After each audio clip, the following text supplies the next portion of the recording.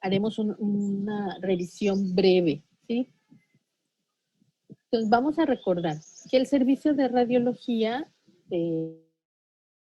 actual, la especialidad se llama radiología diagnóstica y terapéutica, porque además de ser una especialidad médica en donde utilizamos modalidades de imagen diagnóstico, estas modalidades de imagen también nos sirven para hacer tratamientos dependiendo de el padecimiento que tenga el paciente y de algunas modalidades en donde podemos hacer terapia endovascular.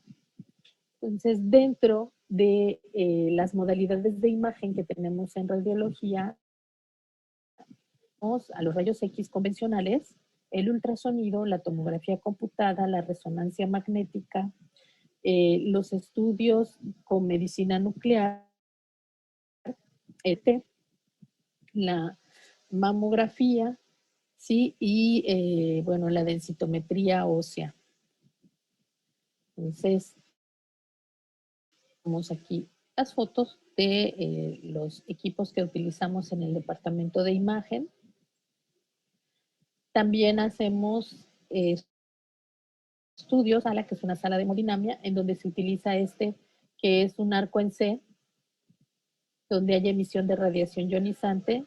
Nosotros podemos hacer cateterismos en esta sala de intervencionismo y, bueno, podemos hacer intervencionismo cerebral, cardíaco y también general en cualquier parte del cuerpo donde tengamos que cateterizar selectivamente una arteria o una vena. Realmente así estamos en el área de radiodiagnóstico, como todos los médicos, forrados hasta los pies por la situación con el coronavirus. Entonces, ha sido una etapa bastante difícil y muy cansada, sobre todo porque la población en general no toma conciencia y no toma en serio los riesgos de adquirir la enfermedad. Hay muchas personas que piensan que no existe, hay otras personas que piensan que los gobiernos van a dominarlos a través de microchips y no sé cuántas cosas. Entonces, lo triste es que nosotros que sí estamos ahí en contacto con el COVID, sí nos damos cuenta de la gravedad de lo que ocasiona una infección y desafortunadamente era una infección, entonces no teníamos conocimiento de qué era lo que se iba a producir, qué consecuencias iba a tener. Esto lo hemos ido descubriendo poco a poco y la verdad que tristemente muchos compañeros médicos han fallecido por tratar de salvar vidas. Entonces, ustedes, las que tengan cerca, háganle conciencia, por favor, de que se vacunen, de que mantengan todos los cuidados necesarios para evitar los contagios, porque con el COVID no nada más es a nivel pulmonar, sino también crea otras alteraciones como son cerebrales, como son articulares, como son gastrointestinales. Entonces, todavía no sabemos bien cuáles son las complicaciones que pueden llegar a tener los pacientes. Entonces es muy importante crear conciencia. Si ustedes al que tengan cerca, ilústrenlos, edúquenlos, porque solamente así vamos a poder resolver esta situación. Entonces, es la imagenología diagnóstica y terapéutica, pues es una especialidad médica. Ustedes tienen que hacer medicina general y después entonces aplicar un examen de selección para poder hacer la especialidad. Esta especialidad médica se hace en 4 años y se dedica al estudio, la investigación y la aplicación de todas modalidades, las que tienen emisión de radiación ionizante, las que no tienen emisión de radiación ionizante y las ondas sonoras, como es en el caso del ultrasonido, para obtener imágenes. Estas imágenes médicas nos van a llevar a un diagnóstico y por lo tanto a una aplicación terapéutica adecuada. Nosotros tenemos un área que se llama Blue Room, que es donde realizamos la interpretación de los estudios. ¿Qué personal hay en el departamento de imagenología? Bueno, está el médico radiólogo, que es el responsable. Hay un tecnólogo que se encarga del manejo de los equipos. Tenemos enfermeras que son especialistas también en imagen. Los anestesiólogos que luego nos dan sedación para cuando estamos haciendo, por ejemplo, tomografías o resonancias magnéticas, nuestras secretarias, las recepcionistas y el personal de limpieza. Entonces, la especialidad tiene subespecialidades.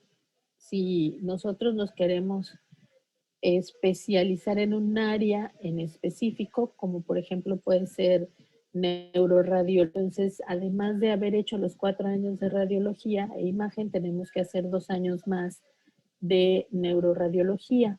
Lo mismo pasa con cabeza y cuello, con torácica y cardíaca. Cuando queremos hacer una subespecialidad en gastroradiología, es 1 año más. En uroradiología es 1 año más. En imagen de la mama pueden hacer 1 año o 2 años más, dependiendo si después de haber hecho imagen de mama, si quieren especializar en resonancia magnética de la mama, se hace 1 año más todavía. En imagen ginecológica es 1 año más. En pediatría son 2 años más. En algunos países se hace imagen nuclear y molecular aparte, como una especialidad, o se encuentra también dentro del área de la especialidad médica de radiología diagnóstica y terapéutica. Y la parte de intervencionismo, que también es una subespecialidad, puede hacerse 1 año un año más después de haber concluido la especialidad, y la pueden hacer en diferentes áreas del cuerpo. Pueden ser subespecialistas en intervencionismo, por ejemplo, general, que incluiría cuello hasta los pies, o quieren hacer intervencionismo vascular cerebral, entonces sería 1 año más después de haber hecho neuroradiología. O sea, tendrían que hacer 4 años de imagenología diagnóstica y terapéutica, luego 2 años de neuroradiología y 1 año más de intervencionismo en imagen vascular cerebral. Entonces, imagínense todos los años que tenemos que estudiar para poder hacer esto. Entonces, ¿qué pasa con lo que nosotros radiólogos vemos? Bueno, ustedes pueden observar, aquí tenemos imágenes de tomografía computada del cráneo en fase simple, y nosotros, si no tenemos, digamos que ese conocimiento, podemos no identificar lesiones muy pequeñas, como en este caso. Miren, aquí esto sería una parplexidad normal, un estudio normal del paciente. Entonces, vemos la magnificación, vemos la OR del cerebro y el espacio subaracnoideo de una imagen normal. En este caso hay una amplitud en el espacio subdural, ¿sí? Vean la diferencia entre una imagen normal y el incremento subdural. En los infantes, esto se llama BESI por sus abreviaturas en inglés, es una amplitud benigna. Y bueno, acá donde encontramos un incremento en la densidad del espacio subaracnoideo, vean ustedes, aquí lo podemos identificar, el líquido raquídeo y el hematoma esta área hiperdensa. No sé si lo alcanzan a dividir. Espero que sí. Esta área hiperdensa que corresponde a los hematomas, que por eso no se ven tan blancos como la densidad del cráneo, pero se ve con una densidad o un valor de atenuación mayor al líquido, que lo podemos observar acá. Entonces, aquí podemos identificar estos hematomas subdurales que pueden ya ser crónicos, convexidad, y esto es lo que nosotros como médicos radiólogos tenemos que identificar, que son cambios en las densidades de las diferentes modalidades de imagen que van a representar una patología, ¿sí? Entonces, ¿cómo podemos eh, identificar esos cambios? Bueno, para eso es necesario que sepamos anatomía normal, macroscópica, y tenemos que saber anatomía radiológica, tenemos que saber semiología para poder clínicamente orientarnos hacia qué es lo que tiene el paciente, también saber semiología radiológica, cómo se expresan estas alteraciones en imagen. Bueno, hay una resolución en Panamá del Ministerio de Salud, la resolución 471, que es la que se encarga de la documentación y los formularios relacionados con la inspección radiológica, ¿sí? Entonces, está ya estipulado cómo se debe de trabajar en un departamento de radiodiagnóstico, y es la autoridad reguladora de estas funciones. Hay un anteproyecto de ley que es el TORCE, en donde la intención es que se defina y se regula de manera integral los aspectos relacionados a las diferentes profesiones en el campo de las ciencias radiológicas. Esto todavía, este proyecto, falta que lo terminen de revisar, pero bueno, ya está digamos que en trámite. Recordemos que como nosotros manejamos radiación ionizante y también hacemos la aplicación de medios de contraste por vía endovenosa, por vía oral y por vía transvaginal o rectal, es necesario que los pacientes firmen un consentimiento informado. Entonces, ¿qué es el consentimiento informado? Es este órgano o elemento que va a regular los derechos y las obligaciones de los pacientes en materia de información y de decisión libre e informada. Todo paciente que requiere un estudio en donde se le va a suministrar medio de contraste o va a haber radiación ionizante, es importante que firme este consentimiento informado.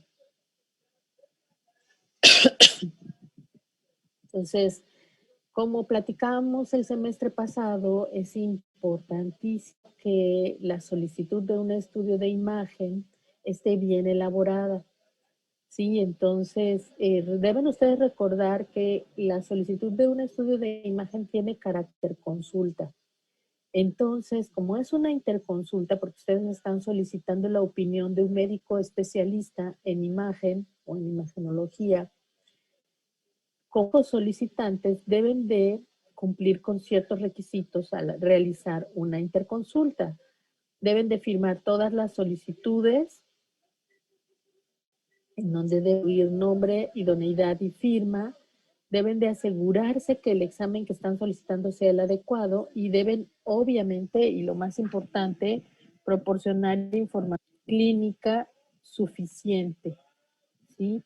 Recuerden cuando estábamos haciendo los ejercicios, lo difícil que es tratar de encontrar diagnósticos si no contamos con la información clínica adecuada. Entonces, ¿Cuál es la obligación de nosotros como especialistas? Bueno, nuestra obligación es la de entregar un informe en donde digamos, un informe escrito, obviamente, en donde digamos la técnica del estudio, los hallazgos, que estén bien descritos y la conclusión. Y esto debe de ir firmado por el médico especialista. Hay en patologías, clasificaciones, como en este caso en las lesiones tiroideas, el TIRATS, en donde nosotros tenemos que, además de hacer el de la lesión, tenemos que calificar las lesiones para entonces, aquí está, de acuerdo a la clasificación College of Radiology TIRATS, estas lesiones son de tal característica y por lo tanto van a requerir determinado tratamiento o procedimiento. Es muy importante y es la obligación que tiene el médico radiólogo de entregarles a ustedes cada vez que se haga un estudio. Esto implica que también los estudios radiográficos simples, son una radiografía de mano, de pie, deben de llevar interpretación. Y ustedes como pacientes, si en algún momento les toca ser pacientes, deben ir esa interpretación. Entonces, ¿qué es lo que más estresa a un radiólogo? Bueno, lo que es a un radiólogo cuando está haciendo una interpretación es que no cuente con los datos suficientes, los datos clínicos suficientes para poder hacer una interpretación. Entonces, si ustedes ponen en su solicitud síndrome doloroso abdominal, imaginen cuántas posibilidades de alteraciones puede haber en el abdomen.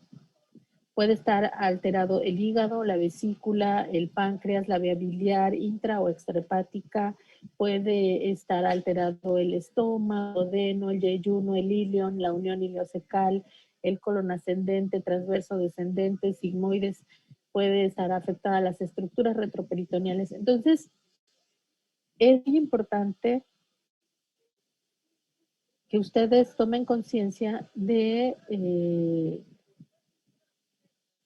la responsabilidad que tienen los tratantes de realizar una buena exploración física que los oriente o que ustedes tengan una sospecha diagnóstica, que se la expresen al médico radiólogo en este caso y él les ayude y les oriente hacia qué tipo de estudio es más recomendable, ¿sí? Porque si, ¿qué es lo que expresa este dibujo? Si él recibe basura, entonces va a pensar en basura y lo que va a darles va a ser basura. Y lo mismo pasa cuando nosotros estamos interpretando un estudio radiográfico. Si ustedes no aportan la clínica necesaria o justifican la realización de ese estudio, pues entonces estamos hablando de basura.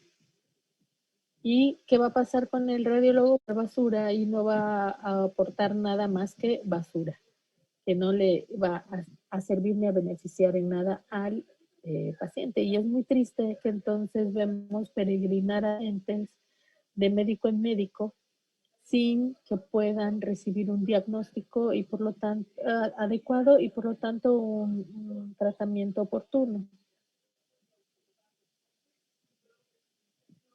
¿Cómo debe de ir la identificación del paciente?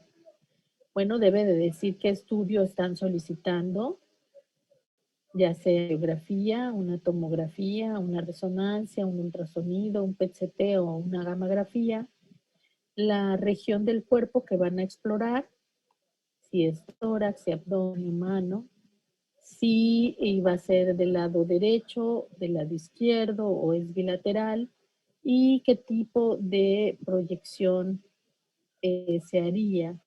Las proyecciones, sobre todo para los estudios radiológicos, y en el caso de por ejemplo, el ultrasonido, la tomografía, la resonancia, el PET-CT o la gamografía, hay que especificar si tenemos que administrar contraste o el estudio sería solamente simple. Entonces, ¿qué deben hacer ustedes? Deben de describir los datos clínicos, deben de describir los diagnósticos probables,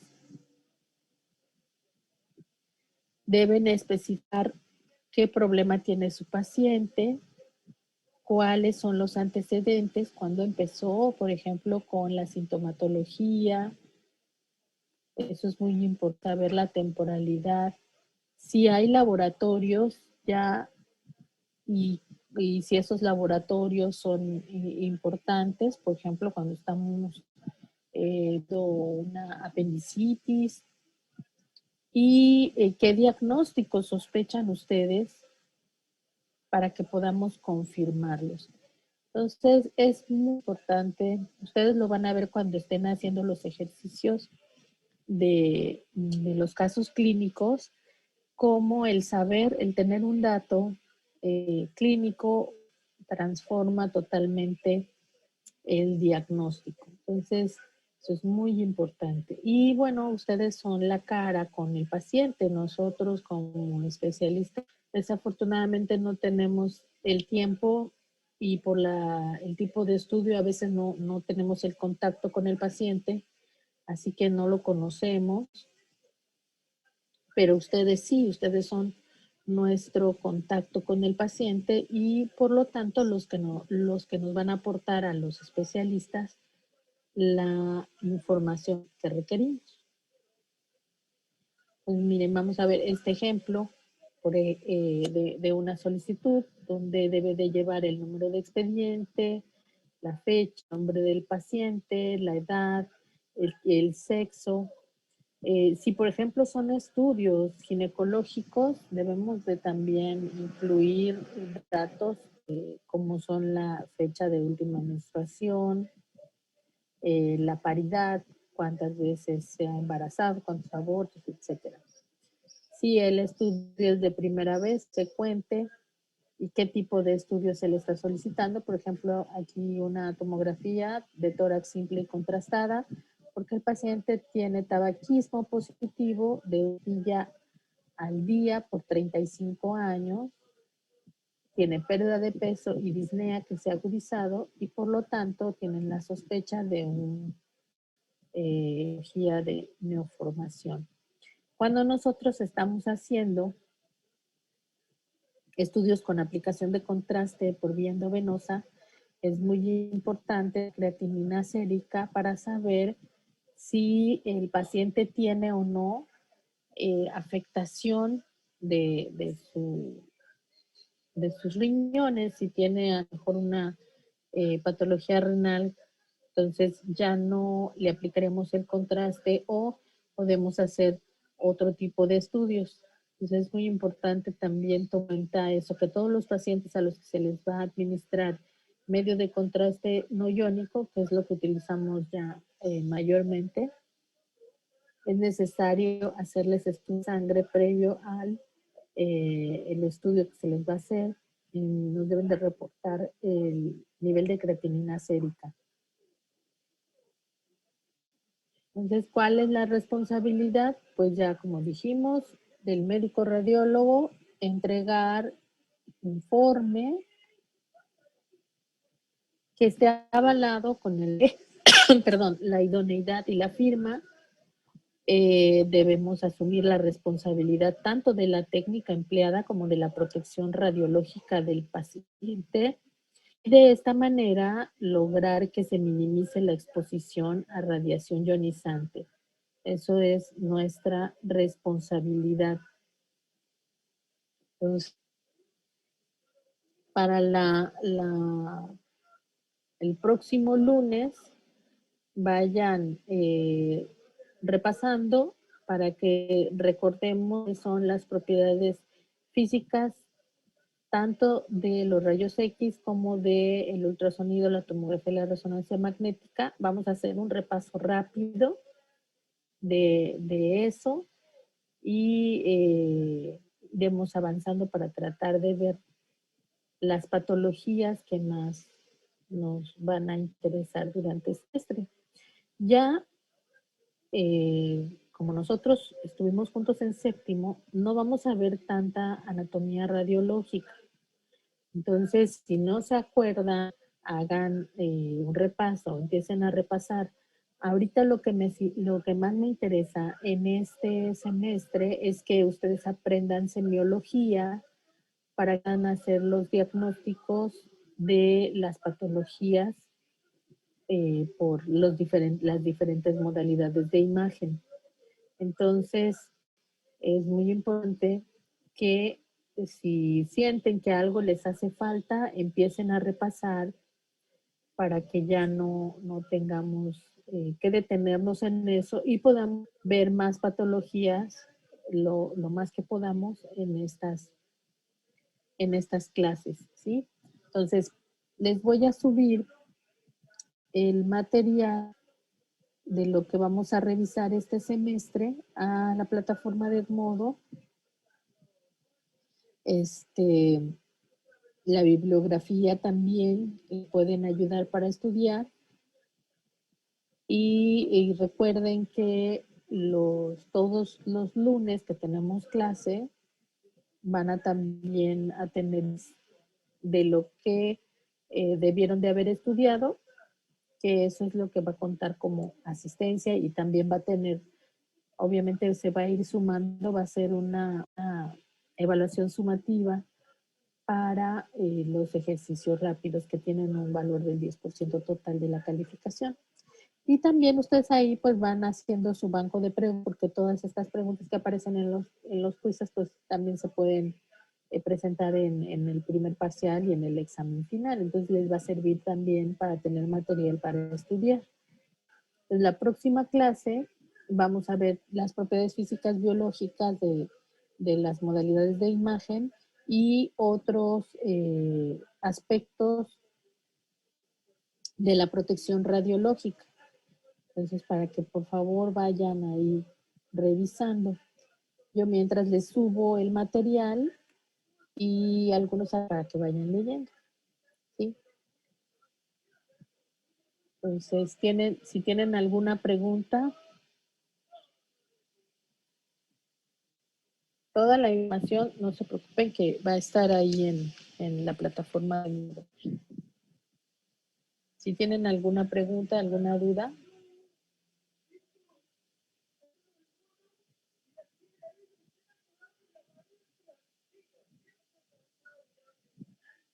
¿No tienen preguntas, dudas? Por el momento no, doctora. Seguro. Bueno, entonces les mando la información. Cuando tengan, no sé si ya tienen su horario, pero cuando tengan su horario, si me lo hacen llegar, por favor, para que veamos qué días podemos tener las 2 horas de laboratorio. Sí, entonces, pronto tengan la información, por favor, me la envían y ya yo les programo las horas de laboratorio. Recuerden que nada más son 10 sesiones. Estas sesiones son de 2 horas. Entonces, para que aprovechemos al máximo el tiempo.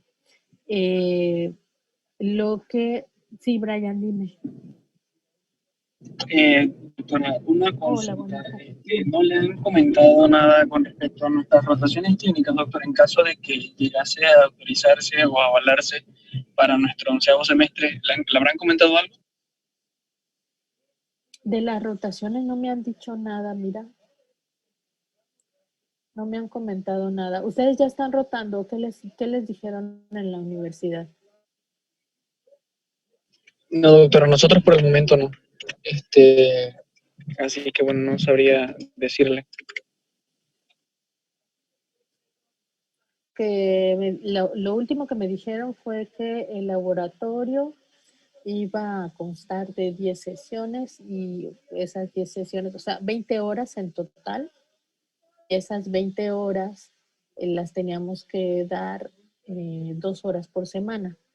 No sé si se acuerdan cuando estaban en séptimo, tenían muchas más horas de laboratorio, eran casi 50, me parece. Entonces, desafortunadamente ahorita por la situación solo van a ser 2 horas, 10 sesiones. Son horas, 10 sesiones de 2 horas.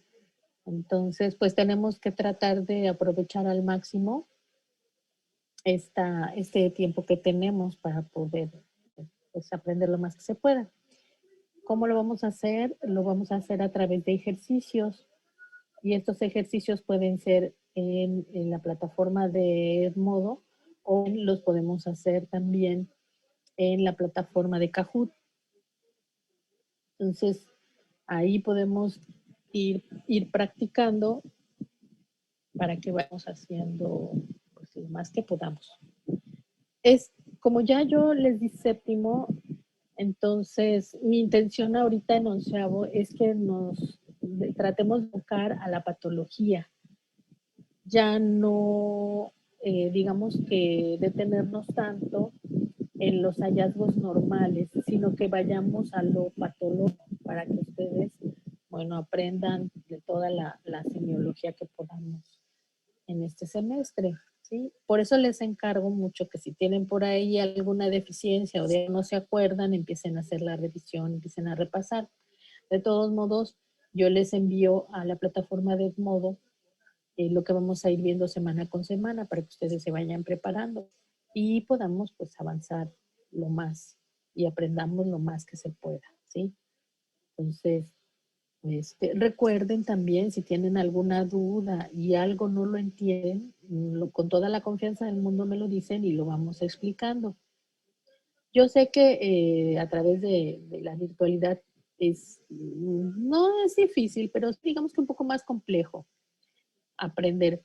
Pero afortunadamente en radiología tenemos muchas herramientas en tecnología que nos pueden servir. Solo es cuestión pues de que tengan ustedes el interés de aprender, ¿no? De ahí en fuera, yo creo que pueden aprovechar muy bien este semestre, aunque lo hagamos así de manera virtual. Y la información, todo se las envío para que ustedes ya tengan esa información a la mano y lo puedan preparar con calma.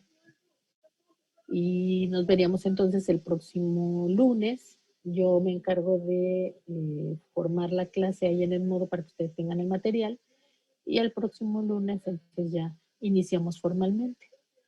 ¿Sí? Entonces, para que vayan estudiando. El próximo lunes tendrían su primer quiz. Entonces, para que también repasen, por favor. Los quiz son pequeños, no crean que son 20, 30 preguntas. No, son quiz pequeños para que ustedes vayan reforzando la información y también vaya sirviendo de para tener su banco de preguntas para prepararse para el segundo y el mestral, ¿sí? Entonces, si no tienen ninguna otra duda, cuando tengan, por favor, su horario ya bien establecido, me avisen para que entonces pueda yo programar las horas de laboratorio. ¿Alguien más?